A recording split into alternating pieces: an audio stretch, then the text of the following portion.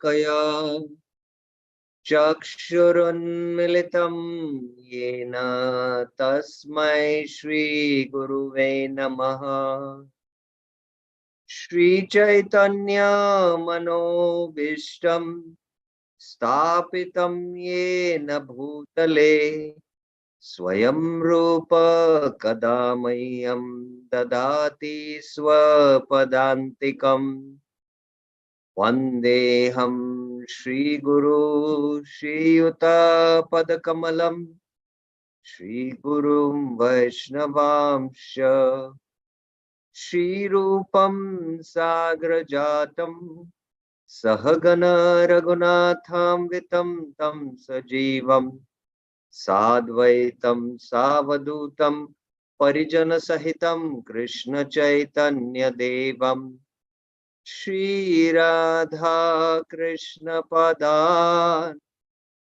Sahagana Lalita Shri Vishakam Vitamsha Nama Om Vishnu Padhaya Krishna Prishtaya Bhutale Srimate Bhakti Vedanta Swamin Niti Namine Namaste Saraswate Deve Auravani Pracharini Nirvishesha Shunyavadi Paschatya Desha Tarini He Krishna Karuna Sindhu Dinabandhu Jagatpate Gopesha Gopika Kanta Radha Kanta Namastute Tapta Kanchana Gaurangi Radhe Vrindavaneshwari Rishabhano Sute Devi Pranamami Hari Priye Vancha Kalpatarubhyasya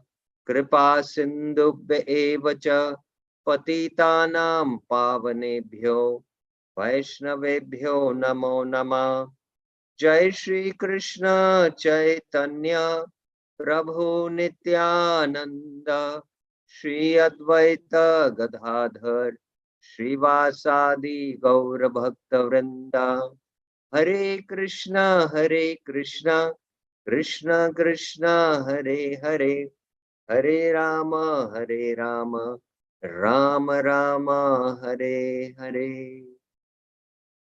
Hare Krishna. Welcome to the Friday and Saturday series on teachings of Lord Chaitanya to Rūpa Goswami.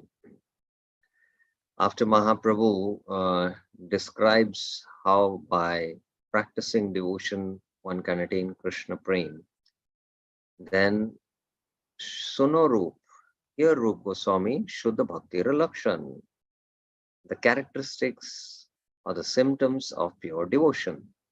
And then he defines Anya Vilashita Shunyam verse. We saw the commentary and elaborate discussion on Prabhupada's statements in his commentary quite in detail. And then we went to Rūpa Goswami's Bhakti Rasamrita Sindhu definition of Shuddha Bhakti, along with Jiva Goswami, Vishwanath Chakra Thakur, and Prabhupada's points from the summary study of Nectar of Devotion.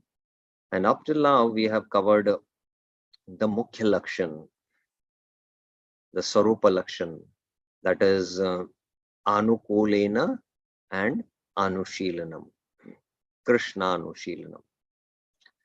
So we saw first Shil. Shil is Anushil. Shil Dhatu has this, Pravritatmika, Nivritatmika. And Anu means continuous or following. And because of these different shades of Pravritatmika, Nivritatmika, we get the meanings of Shila as Cheshtarupa and Bhavarupa. And then we saw Anukulena, done with the favorable attitude, with the intention to please Krishna. That's why we saw that which is pleasing to Krishna and that which is done to please Krishna, there is difference. So Anukulena and Krishna Anushilanam are the two Swarupa Lakshan, or the primary characteristics of pure devotion. We saw how just Anushilanam will not do without Anukulena. Because bhakti can be done continuously with body, mind, or words, but with a unfavorable attitude. And that cannot be called as bhakti. So Anukulena is required. And only Anukulena without Anushilanam is also not possible. Then the different shades of devotion, different meanings of the Roop Dhatu Shil do not come up. The Cheshta Rupa and the Bhava Rupa. So that's why Anushilanam is also necessary. So these checks, redundancy checks we did in the definition. And then why it is Krishna Anushilanam, not just Narsimha, because Krishna includes everything. So this is where we stopped our discussion in the last class. So now we will go to the today's class, the Tatastha Lakshan, the secondary characteristics of pure devotion.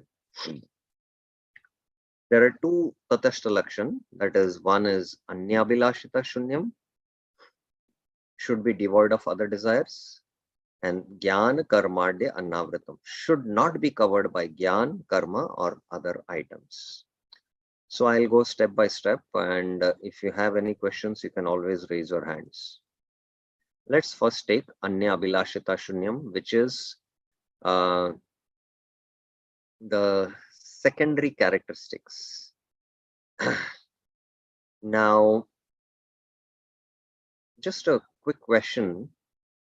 These primary characteristics, where do they reside? And the secondary characteristics, where do they belong to? No, we have an idea that we have a soul, we have a gross body, and we have a subtle body. So where do these primary characteristics spring from, and where do the secondary characteristics are located? Who would like to answer?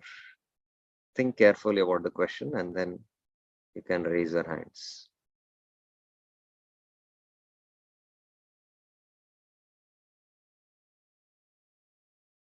I hope the question is clear, or you want me to repeat it.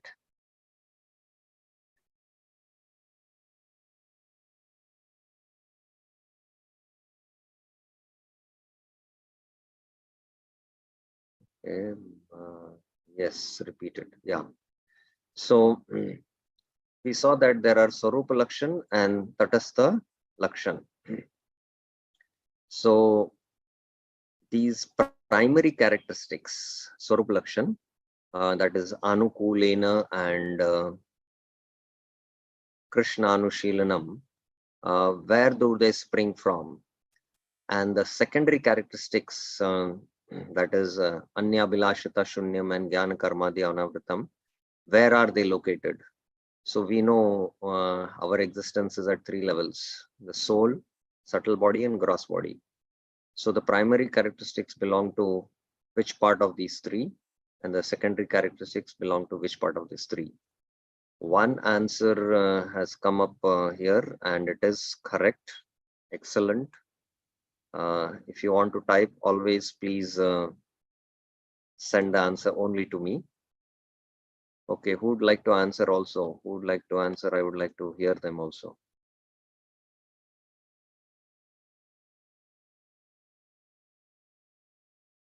Anyone would like to answer?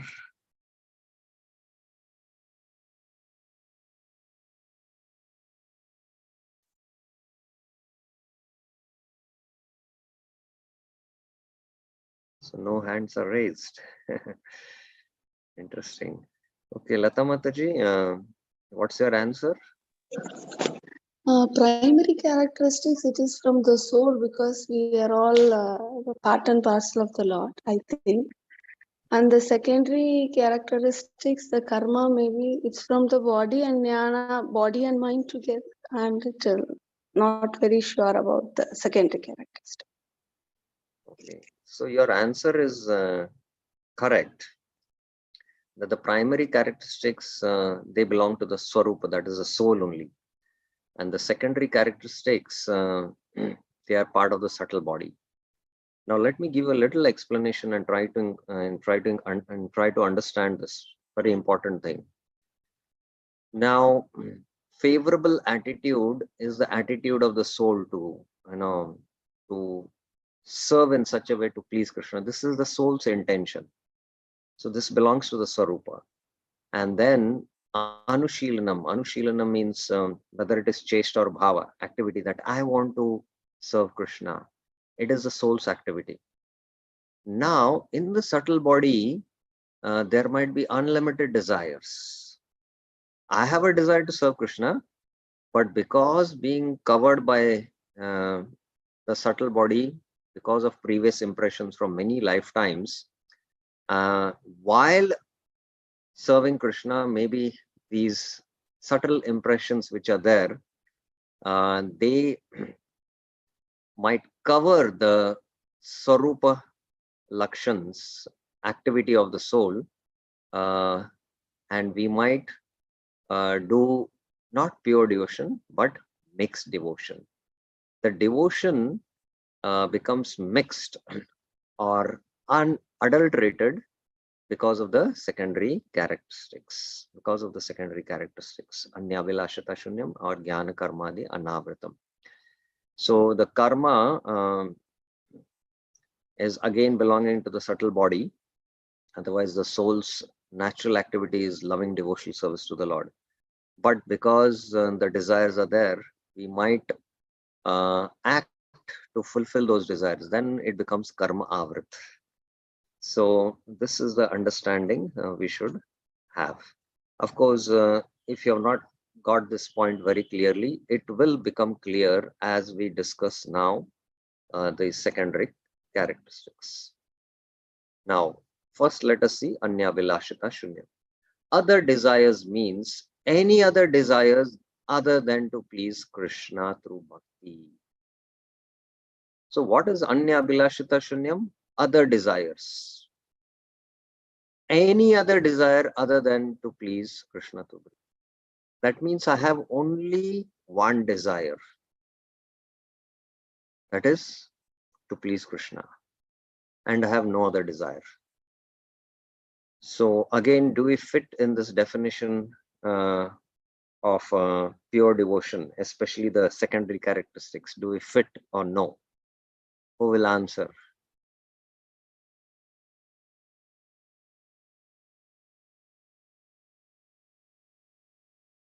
Who will answer this?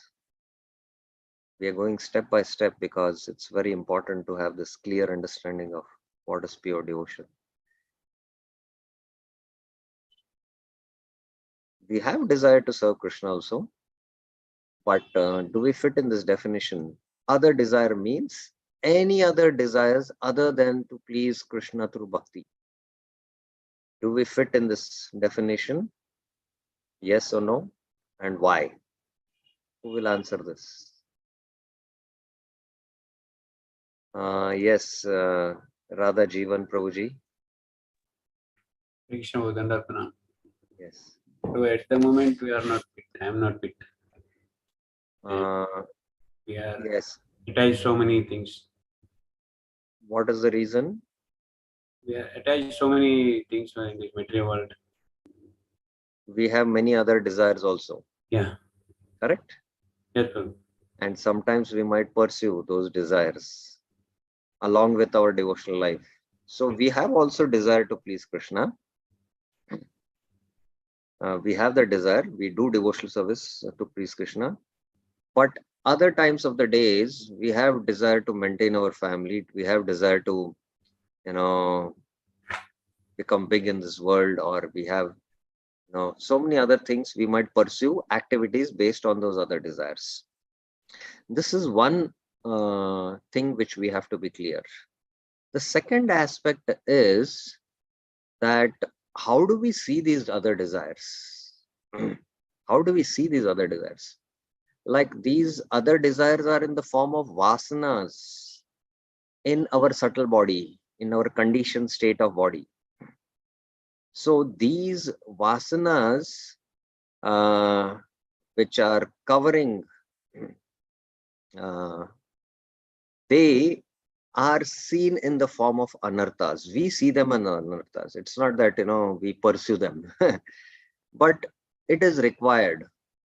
See, as long as one is in the not in the liberated platform where he's 24 hours engaged in devotion, he has a body, he has to work to maintain the body. So there are conditional activities, constitutional activities. Constitutional activities is Satatam kirtayanto mam. Constantly, Satatam kirtayanto. Namasyante tu mam bhaktya nityayukta upasate. So this is constitutional activities. But conditional activities are what is required to maintain the body. So we have to work. We have to earn money. So these constitutional and conditional activities are going on parallelly now. And these conditional activities are somehow done in such a way that they are favorable for the execution of the constitutional activities. We would like to do only constitutional activities, but it's not possible. This is one thing we need to understand. Secondly, there are certain vasanas which are not favorable to devotion. Like, there are vasanas in the form of lust, anger, greed, and pursuing them, envy. These we have to see as anarthas, and we have to try to overcome these anarthas. And this happens by performance of bhajan. With the bhajan kriya happening, anartha nivritti will happen. So this is how we have to see this. And when all the desires from the subtle body are eradicated, when they are eradicated, nashta prayeshu bhadreshu nityam bhagavata sevaya bhagavati uttam shloke bhaktir bhavati neshtiki. So practically it is at the stage of nishta that the subtle bodies, all the impressions are completely eradicated. And the Sthita Pragya Lakshans which are there in the Bhagavad Gita, Prajahati yada kaman sarvan partha manogatan atmannevatmana tushta tasya pragya pratishtita. Prajahati yada kaman, there are no desires. Sarvan partha manogatan, all the desires in the mind are completely given away. Atmannevatmana tushta. The desire, the soul's nature is to desire, but this desire now to take pleasure in the self. So there the symptoms of self-realized soul are there. And here it is the desire to exclusively please Krishna. This is direct bhakti there. So this is the difference. I hope it is clear. In other words, bhakti that is aimed at achieving bhakti is proper, else improper. So we perform bhakti so that we can attain bhakti. Example, aim of sadhana bhakti is to attain bhava bhakti. Bhaktya sanjayate bhaktya. Bhaktya sanjayate bhaktya. So the definition of sadhana bhakti is also what? Kriti sadhyat bhave sadhya sa sadhana vidha. The action of the senses which are done, kriti sadhyat, bhave sadhya, by which you can attain sadhya. Sadhya bhakti is bhava bhakti. Sa sadhana vidha, that is defined as sadhana bhakti. So this definition of sadhana bhakti fits in the definition of uttama bhakti because anya abhilashita shunyam. Anya abhilashita shunyam fits in this because you do sadhana bhakti to attain bhava bhakti. That means you have no other desire other than the desire to attain bhakti. So this is a pure desire. I will perform sadhana bhakti so that I can attain bhava. If this kind of a desire you have, this is favorable for execution of sadhana bhakti. But if I execute devotional service with the desire to attain Swarga or a planet or a kingdom greater than Brahma, so Dhruva Maharaj performed favorable devotional service, not unfavorable, and it was continuous. The Swarup Lakshanas were there, but It was not anya bilashita shunyam. There was a desire. So that is why that devotion which was performed is not pure devotion. It was karma mishra bhakti. But when he performed this karma mishra bhakti and attained the darshan of the Lord, and his all contamination was eradicated, and he now had no more desire for a kingdom, but still the Lord gave.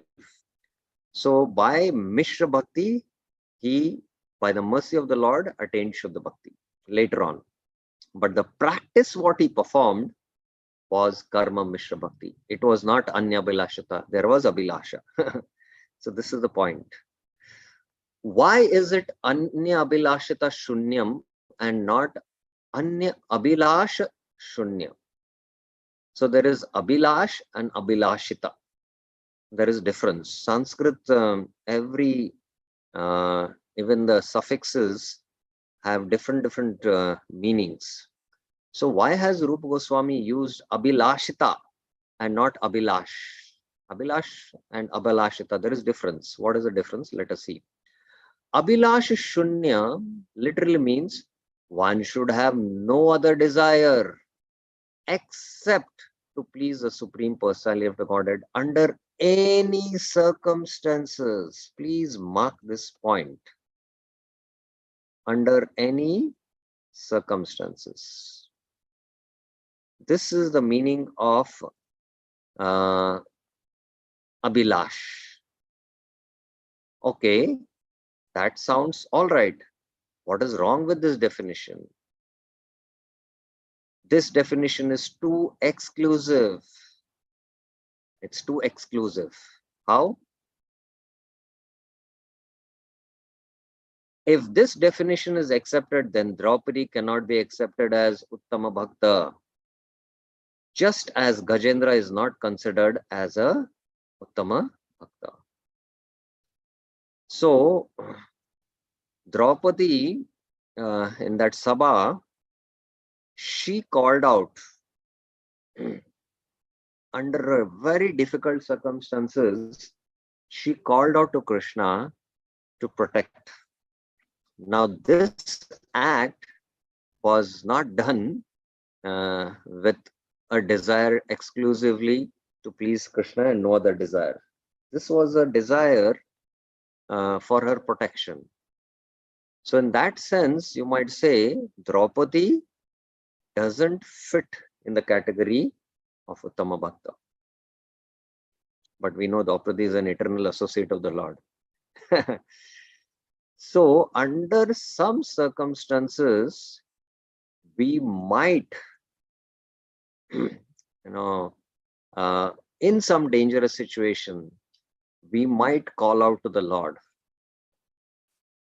And even if we call out in that situation for the Lord, still we are not disqualified from being a Uttama Bhakta or practicing pure devotion. That is why if you say Anya Bilasha, then under any circumstances, then Draupadi will not fit as Uttama Bhakta. Now Gajendra is not considered as an Uttama Bhakta. Because Gajendra Artho Jigyasu Artharthi. Artho means he was in distress. And in that distress, he offered that lotus to the Lord. Now, this was not out of, again, with the exclusive desire to, please Krishna, but he was in distress and he called out in that distress. So again, Gajendra is a Karma Mishra Bhakta. And by attaining the darshan of the Lord, the mission was gone and then he became Shuddha Bhakta. So like that, if you say Anya Abhilash, then what happens? Then Draupadi and Gajendra also won't fit in. What then is the definition of Anya Abhilashita Shunyam? It's not Anya Abhilash, it's Anya Abhilashita. Let us see. Anya Abhilashita Shunyam means devoid of other desires that are deep-rooted as one's nature. So one's constitutional nature is to exclusively do activities for pleasing Krishna. That is the meaning of abhilashita. This means devoid of other desires which are deep-rooted as one's nature. Now here, when we are speaking about nature, here we are speaking about which nature? Are we speaking about the conditioned nature or the constitutional nature? Who will answer this?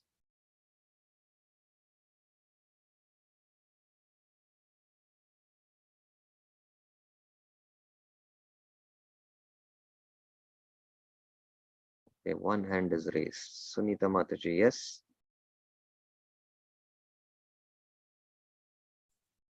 Conditional nature. No, it's constitutional nature. Deep-rooted to one's nature means it's constitutional nature. Because as long as we have conditioned nature, there are so many desires. So we are not performing pure devotion. Our bhakti is mishra, it is not shuddha till then. So one's deep-rooted nature is to always serve the Lord with a favorable attitude for pleasing Krishna. This is the deep-rooted nature. In death-threatening situations, a devotee may say, "Oh Lord, please save me, your devotee, from this danger."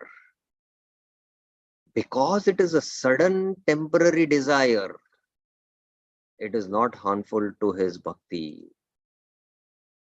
That is because this desire arises beyond his control, opposite of his devotional nature or constitutional nature, as I was mentioning. That desire is not his nature. Again, the constitutional nature. Otherwise, still the conditioned nature is there. There are many vasanas. So, a pure devotee, while execution of pure devotional service, like Draupadi, is a pure devotee. And suddenly, in a dangerous situation, she called out. Now, again, she is not disqualified as a pure devotee. If it was Anya Abhilash, then she would be disqualified. But Rūpa Goswami has used the Anya Abhilashita. And Anya Abhilashita means devoid of other desires that are deep-rooted as one's nature. So, just to give another example, one very elevated Srila Prabhupada disciple, once he was in Lohi Bazaar to purchase some items for the Lord's worship. And while he was while he purchased this and he was going back to the temple, chanting his rounds, suddenly nature call. He got a nature call. And he was helpless, what to do in this situation in the midst of the street. So he just loudly called out, "Oh Krishna, please save me. Krishna, please save me in the situation. Please save me." And somehow, the pressure got arrested for some time until he reached the temple. So this call by this disciple, this call or this desire was not exclusively to please Krishna, but still it doesn't disqualify him from pure devotion. That's the point. If it was Anya Abhilash, then he would be disqualified. That's why Rūpa Goswami has used Anya Abhilashita Shunyam, not Anya Abhilash. I hope it is clear. Any questions on this? It's very important that we understand the Tatastha election.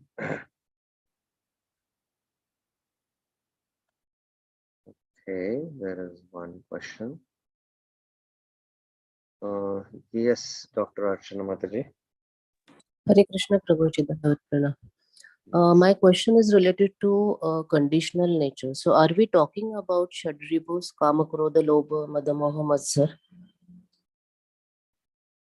Yes, we are speaking about not only those deep-rooted anarthas like lust, anger, greed, illusion, and all, but other desires also, which are there in our subtle body. there are vasanas or impressions, what we call. Some impressions are sattvic impressions, and some impressions are in the form of vasanas, which are unfavorable, which have to be, these can destroy our devotion. Trividam narkasedam dwaram nashanapana kama krodha tatalobas tasmat etad trayam tajed. So like 3 Krishna is mentioning in the 16th chapter. So these are in one sense deep-rooted anarthas. Yes, these are to be taken as these other desires. But there can be sattvic impressions also. I am attached to eating sattvic food. And given a choice, sometimes, I might go to a restaurant where I have liking to eat a particular kind of sattvic food, which is not offered to Krishna. And if while executing devotional service, if I'm doing this is, this will again obstruct our pure devotion. Then there is mission, our devotion becomes mixed. So like that, it can be of these different shades within the subtle conditioning. I hope it is clear, Mataji. Yes, Prabhuji. We are referring to both the aspects, positive as well as negative. Yes. Okay, and I have one more question related to Anya Abhilashita Shunyam question. Is it not a primary requirement for this particular state of mind to become a self-realized soul? I mean, once I have realized that I'm not a body, I'm a soul, in that condition, I'll be able to perform vasana-free bhakti or Anya Abhilashita Shunyam bhakti. Yes. So yes, good question. The process of bhakti in itself, devotional service in itself, will take us to that platform. There is no separate endeavor required for us to first become self-realized by the path of karma, nishkam karma yoga, to become self-realized. And when we become self-realized, then take up to the path of jnana or ashtanga yoga, become Paramatma realized, and then understand that the Paramatma is actually a person, and then start serving that person, become Bhagavan realized. By the process of bhakti itself, devotion to Krishna, we go through these stages automatically. And the standard example is given is that of a step-by-step climbing apartment and taking the lift. You self-realization, you can say, by Nishkam Karma Yoga is like the 10th floor.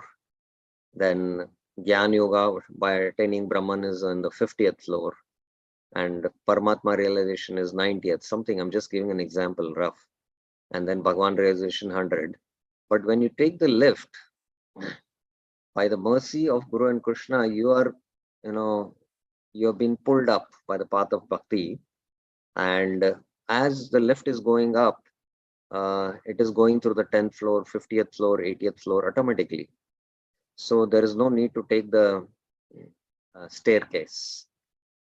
In the lift, everything is taken care. So similarly, there is no separate endeavor required to become self-realized. By the process of bhakti itself, you will become self-realized. And that is the stage of nishtha. In sadhana bhakti, when we attain the stage of nishtha, we are self-realized. And these are the same symptoms of a sthita pragya, of a self-realized soul also. But again, there is a lot of difference. Self-realized soul still has not realized Krishna. Whereas those who are practicing bhakti, who are at the stage of nishtha, they are on a completely different platform. There is also again a little difference in that sense. I hope it is clear, Mataji. Yes, Prabhuji, as you correctly said that I mean, we were completely unaware of a thing that there is one entity called as pure form of bhakti to Krishna. All these years, we used to feel that self-realization is our final destination. So it's very clear. Thank you. Okay, so now let's go now to the next Tatastha Lakshan. Jnana Karmadi Anavritam. Jnana Karmadi uncovered by Jnana, Karma and other processes. Now let us see what this means. What Jnana are you talking about? Jnana refers to knowledge of impersonal Brahman and other such knowledge that can cover one's appreciation of bhakti. So Jnana means here knowledge. If you're pursuing bhakti with the desire to attain liberation, then it becomes Jnanavrita. Or you're pursuing other knowledges of Ashtanga Yoga, so many other knowledges, by which your appreciation for bhakti is coming down, then also your bhakti can get covered. This should be rejected.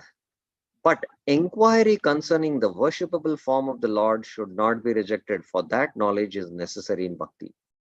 So, jnana, bhakti sambandhit jnana. Like right now we are discussing Bhakti Rasamrita Sindhu, we're discussing Bhagavatam. This is not knowledge.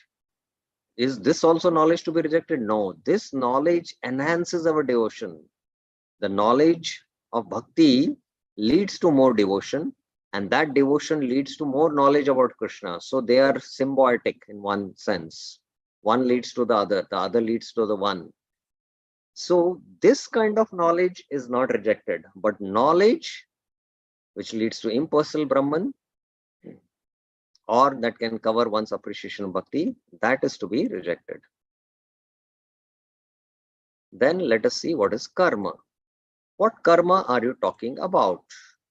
The word karma in the verse refers to daily and periodic duties, nitya karma and naimittik karma. The nitya karmas sometimes are referred to like Sandhya Vandana and all. The naimittik karmas are specific karmas which are done for some attainment, like somebody is doing Agnistoma Yagya in order to attain heaven. These are some periodic duties, or the Chaturmas, certain periods, certain additional duties along with the Nitya Karma you do. So they are called as the Naimittik Karmas. Enjoined in the Smritis and not the actions of serving the Lord. So these are karma. These are karmas which we are done, and actions of serving the Lord is also karma, but that karma is actually devotion. For the serving the Lord is the very definition of Anushilanam or service. What is the meaning of Adi? The word Adi refers to such practices as renunciation, Vairagya, Yoga and Sankhya. Suppose one is interested too much in yoga and his appreciation for practice of yoga is increasing, and he is now feeling that, oh, yoga is superior part to bhakti, then it will become avrit, yoga avrit, it will become yoga avrit. Somebody practices too much vairagya prayas. So too much of vairagya prayas, then he's more inclined towards jnana, detachment from this world. So bhakti, by practice of bhakti, when bhakti automatically matures, there is attachment to Krishna. Naturally, there will be detachment from matter. But too much samprate endeavor, that can cover one's devotion. It can avrit. Avrit means it can cover. These, as well as impersonal gyan and spriti actions, are obstructions to pure bhakti. These are obstructions to pure bhakti. Okay. I will take the questions once I finish this discussion. Let us complete this discussion. If bhakti has to be devoid of the influence of jnana and karma, why not jnana karma shunyam? Why is it anavritam? Rūpa Goswami should have used jnana karma shunyam, but he has said jnana karma anavritam. First, let us understand what is avrit and anavrit. Avrit means eclipsed or covered. Eclipse is a more precise term, eclipsing, and anavrit means uneclipsed or uncovered. So let us see why Rupa Goswami has used avrit and anavrit and not shunyam. Jnana shunyam would exclude knowledge of scriptures like Bhagavad Gita and Srimad Bhagavatam, which are very vital for one's progress in bhakti. If Rupa Goswami had used Jnana shunyam, then the Gita study, it's an act of devotion, the knowledge of the Gita or the Bhagavatam. So then we would not, we would be devoid of these things. And these knowledge of scriptures is required for our devotion. So if he had said Gyan Shunyam, then Bhagavad Gita and Bhagavatam, we would not be able to relish them. And these very acts, in fact, are devotion in one sense. So that's why he has not used Gyan Shunyam. Karm Shunyam would exclude activities like Archanam and Kirtanam, which are essential limbs of bhakti. So if you had said Karma Shunyam, then karma means activities. Now Archanam is activity, the deity worship. Then if you had said Karma Shunyam, then we would not perform deity worship or Kirtanam. Because we know in the Navavida Bhakti, Archanam is there, Kirtanam is there. These are essential limbs of bhakti. So that's why he has not said Karma Shunyam. Therefore, this definition forbids only those types of Jnana and Karma that covers bhakti. Therefore, it is anavritam and not shunyam. Okay, let us see some examples. For example, if one performs nitya karmas out of fear of sin, it is a covering of bhakti. So here you can see, let me first give you a little background. Our soul's nature is a constitutional activity, that is pure devotional service. Then we have our conditioned nature. Our conditioned nature is part of our subtle body. Somebody is a Brahmana because he has sattvic impressions. Somebody is a Kshatriya because he has rajasic impressions. The impressions. Somebody is a Vaishya because he is having a combination of rajasic and tamasic impressions. So these are swabhava. These are also swabhava, nature. But these are based on our conditioning. These are conditioned natures. So Brahmana identifies himself with his nature. That this nature is again belonging to his subtle body, not the soul's nature. That I am Jivera Sarup Krishnera Nityadas. Okay. Now he has his swabhava. He's having sattvic impressions. He's in the mode of goodness. He's a Brahmana. Based on the swabhava, there is swakarma. Swabhava, there is swakarma, and then there is swadharma. So there is dharma of the Brahmana is patana, patan, yajana, yajana. These are the activities Brahmana does, So the dharma of a Brahmana is to, do this. So if a Brahmana is performing nitya karmas, oh, I should do this. If I don't do this, then there is sin. There is sin. So Arjuna also is identifying himself as a Kshatriya. And he's having this crisis, an ethical crisis, that if I don't do my Kshatriya dharma, then I will incur sin. And if I do my Kshatriya dharma, killing my own relatives, then I'll incur sin. So that is at the level of the dharma based on one's conditioned state. Swadharma performed at the level of the body. That is what is called as varnashram in one sense.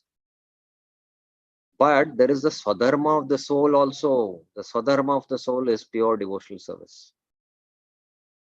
So here the example is that if one has this conception that if I don't perform these nitya karmas out of sin, if one performs nitya karmas out of sin, then it is a covering of bhakti. Also, if one performs them with the faith that it will produce bhakti, it is also covering. Now, I do my nitya karmas. These are karmas, and the karma is coming of the swabhava of the conditioned state. I am a Brahmana. My nature is of, I have sattvic impressions, and I have this nature of doing sattvic works. I'm inclined to that kind of karma. Swakarma. Based on the swabhava, there is a swakarma, and I'm doing that dharma. But this dharma again, or the varnashram dharma, or the dharma which is performed at the body, this is based on the identification that I'm a Brahmana or a Kshatriya or a Vaishya or a Shudra. And these identifications belong to the subtle body. And if you're doing these kind of acts, karma, actions, and you think you're performing bhakti, then actually it is not bhakti, because these are not the constitutional activities of the soul, based on the identification of the soul. Jivera Swarupoy Krishnara Nityadas. These are based on the identification that based on the conditioned state, that I am a Brahmana, I am a Kshatriya, I am a Vaishya. But I am spirit soul, part and parcel of Krishna, and my duty is to serve and love Krishna. This is based on the identification of the soul. Actions done, these are devotion. But actions done on I am a Brahmana, these actions cover one's bhakti. So this is the point to be noted. Now, but if a great devotee performs Shraddha just to teach common people without faith in their absolute nature, then it is not avrit. Now, a devotee who is practicing devotional service, he has understanding that I am part and parcel of Krishna, and my duty is to serve, doing loving devotion to Krishna. But being part of the society, being part of the family in which he is brought up, there are certain duties he has to perform, like the Shraddha ceremony.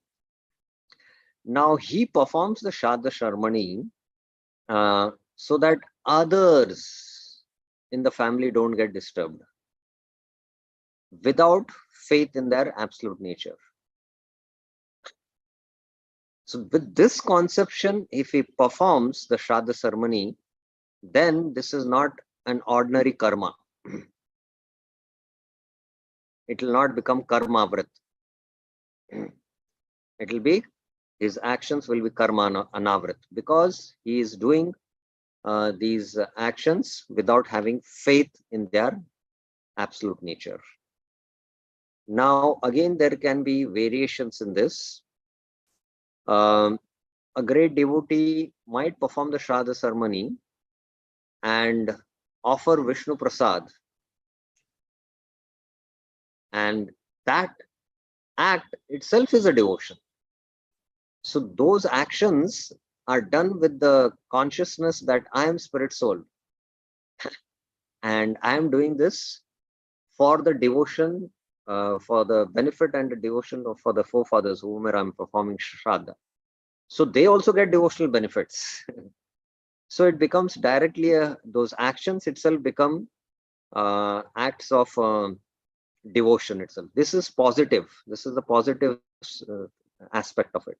The neutral aspect is that I perform the Shraddha ceremony without having any faith in the absolute nature of that, and just to teach the common people, or just to keep the family members together, so that they are not disturbed by any of my acts.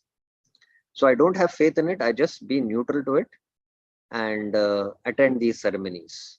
So my bhakti doesn't become covered in that case. So I gave the two cases, two scenarios in this. One is a neutral case, and other was is a positive case.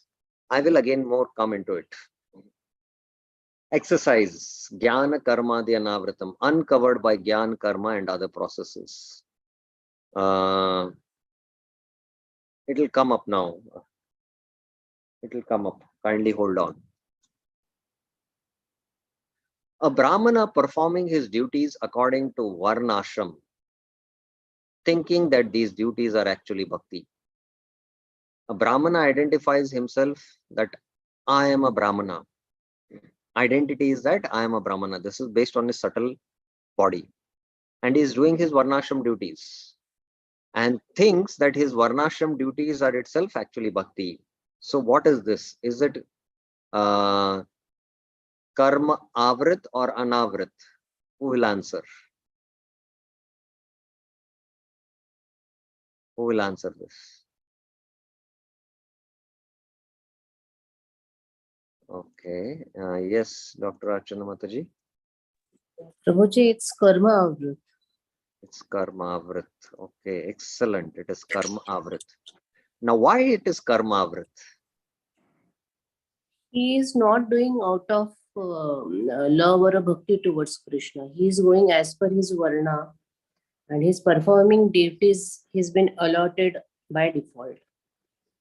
He's not by default means, I mean, he's not offering his bhakti to Krishna. It's not a Krishna centric bhakti. Or he's not doing his duty just to please Krishna only. That is my understanding. Okay. Now, okay, now let me again, good, you came up this point. Now I'll tell you, a Brahmana who is situated in the Varnashram, he has realized Krishna, and his exclusive activity is to perform pure devotion to Krishna. That is by chanting Krishna's names and doing deity worship exclusively to please Krishna. Okay, he's doing his constitutional activities. But because he's also situated in the Varnashram, and he's within that society, he does his Brahminical duties also, which are given based on his identification as a Brahmana. Now, when he is doing those activities, what happens then? Are his activities avrit or anavrit? Yes, I want you only to answer, Mataji. Now these activities are becoming conditional activities. No, that is the point. Although he is performing conditional activities, he is performing them with the intention to please Krishna, and externally he is doing them so that others, for the common people to teach that, oh, you're not still qualified for pure devotion, you're in the conditioned state, so you just follow my example, yadyadatarati shreshas. So one who has understood his constitutional activities and is situated in his constitutional position, he can swipe and do conditional activities, but these conditional activities don't cover his devotion because of his conception and understanding. That why is he doing it? His karma doesn't become avrit; it always remains anavrit. Are you getting this? Yes. A Brahmana who identifies himself as a Brahmana and does Brahminical duties, there is karma avrit happening. But a Brahmana who identifies himself as a spirit soul, part and parcel of Krishna, and does his duties, they are karma anavrit. Yes. Yes, you got the Yes, reference point is whether it is a subtle body or whether it is a soul. With that reference point, the actions are done. If the actions are done based on the reference of the subtle body, then there is avran. But the reference point is the soul, actions are done, then it is anavrit. Yes. Okay. Yes, Prabhuji. Thank you. Now, here the second example is becoming clear now. A Vaishnava performing Varnashram duties just to set an example for the society along with his devotional activities. What is this? Who will answer this? I want others to also participate. I have already discussed now in detail when I spoke about this. Yes. Yes, Reena Mataji. Hare Krishna, Dhanapram Prabhuji. It's a pure devotional service, Prabhuji. But just answer whether it is karma avrit or anavrit. Anavrit. It is karma anavrit. Yes. So it is karma anavrit. Now, again, my question is, while he is doing exclusively devotional activities like hearing, chanting, reading Bhagavatam, it is karma anavrit. But he might do his Brahminical duties also. That is the Varnashram duties. Now, while doing those Varnashram duties, what happens then? What happens? It becomes avrit or anavrit? What happens? Yes, Manoj Prabhuji. 1 second. Yes.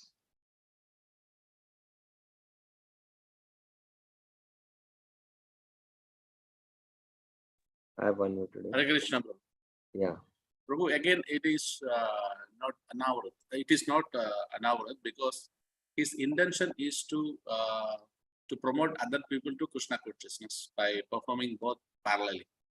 Yes. So it is, again, it is karma anavrit only. Yes. Excellent. Excellent. Excellent. Okay. Now, a king like Prithu or Parikshit performing elaborate sacrifices, karma kanda, fearing that if he does not perform these duties, then he will incur sin. What is this? Karma avrit or anavrit? Who will answer? 2 participants. Okay. I would like to hear from others. Are they there online? Only few devotees are answering. Somebody else also has raised their hand. Yeah, Vikram Singh. Yes. Write there down. Yes. It's karma avrat. It's karma avrit. Why it is karma avrit? Because he's seeing it in the perspective of his bodily connection, that he will incur sins. If he doesn't perform that, right? Yes.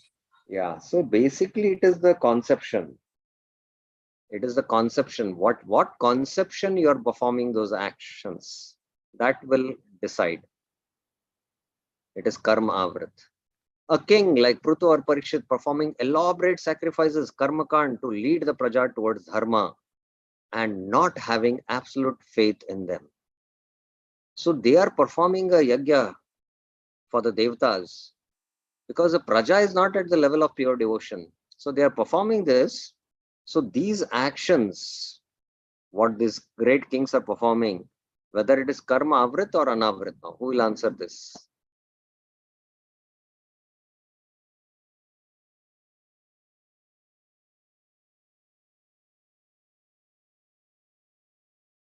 Yes, Vikram.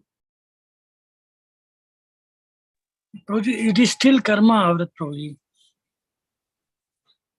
This is karma avrit. How is it?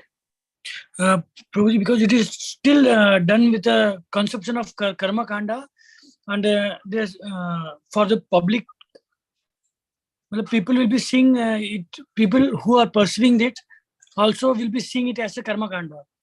Yeah, but see here, read the statement. To lead the praja towards dharma and Dharma. not having absolute faith in them.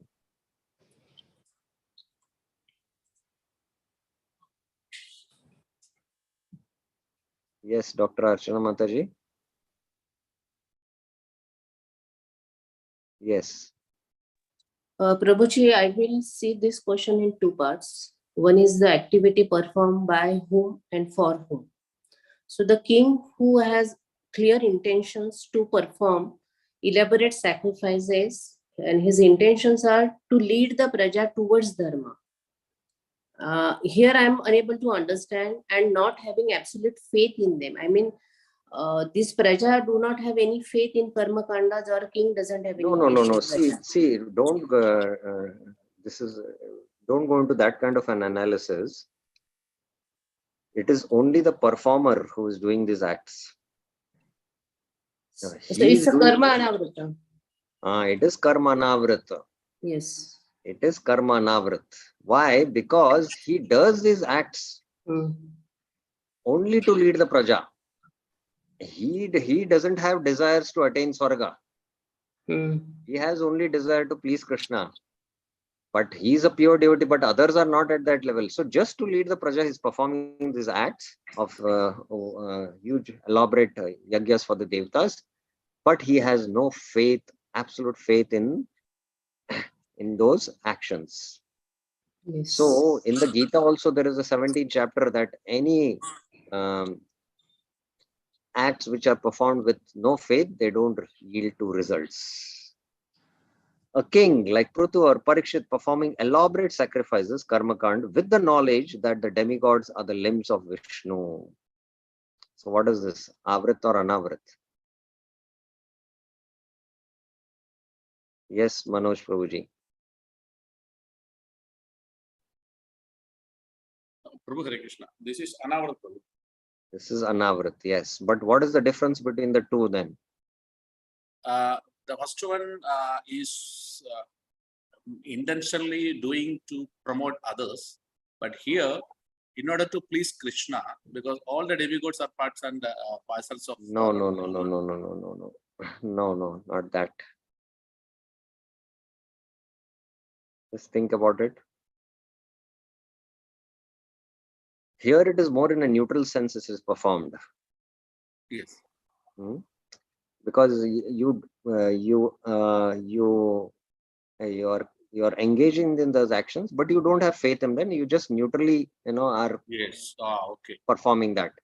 Correct. But here the consciousness is at a different level. When you're, Yes. doing the yagya for the, say, Indra, and the Brahmana is telling to offer the ahuti and chant the mantra Om Indraya Swaha. So while Parikshit is or Parutu is chanting this Om Indraya Swaha, I am offering not this to Indra but to the limb of Vishnu. Correct. Because ultimately Indra is a hand of Vishnu, right? Yes, correct. So this is direct, his actions itself are devotion because he is performing devotion to Vishnu there. Correct. Here he's just keeping it neutral, having no faith. Correct. So like that, sometimes, you take a neutral stand also, and don't take sides to any people in the party. There is a dispute, you become neutral. Sometimes you take a positive stand towards certain side. So like that, these are internal states and in the consciousness, and it is based on the conception. So that's how it is karma avrit and anavrit. Okay. So I will just finish this one slide, although it's time up now, because otherwise, our topic of discussion.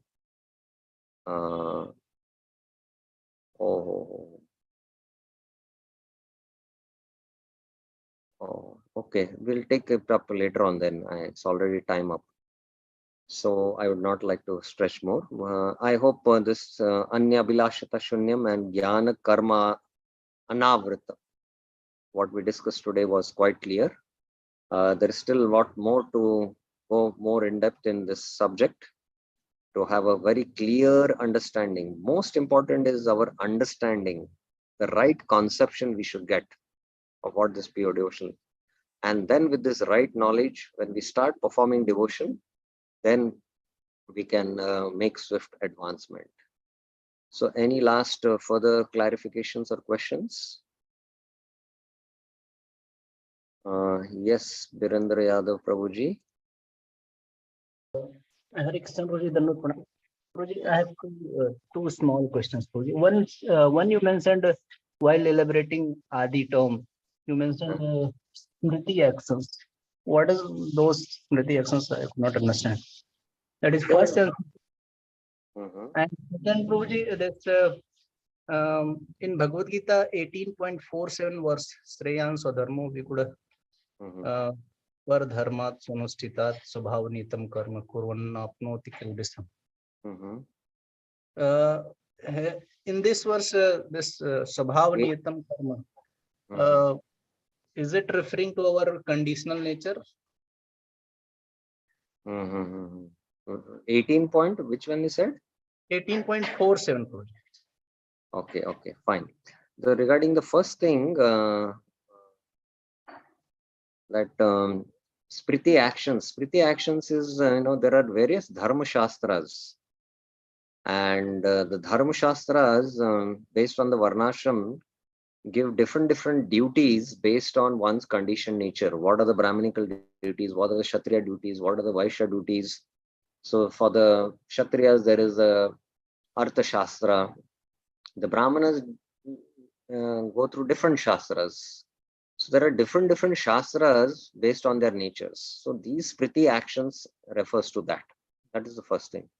Now, secondly, regarding your question, very nice question, and this is how we should study the Bhagavad Gita. Shreyan Swadharmo Viguna Paradharma Swanishtita Swabhava Niyatam Karma Puran Napnoti Kilbisha. Now, this is again speaking on the Varnashram platform. Swadharma here refers to one's own occupation. So there is Swabhava, there is Swakarma, and then there is Swadharma. So this is Varnashram. This is based on the identification on the subtle body, whereas the Swadharma of the soul, Savai Punsan Paro Dharma, Yato Bhakti, that is pure devotional service. So here definitely it is referring to one's conditioned nature. I hope it is clear. Yes, true. Thank you. Okay. So thank you very much. And we will again join the next section where we will finish our discussion on this pure devotional service. Last few points are there that we will take up in the next class. Thank you very much. Srila Prabhupada ki Jai. Shri Rūpa Goswami Pad ki Jai. Shri Chaitanya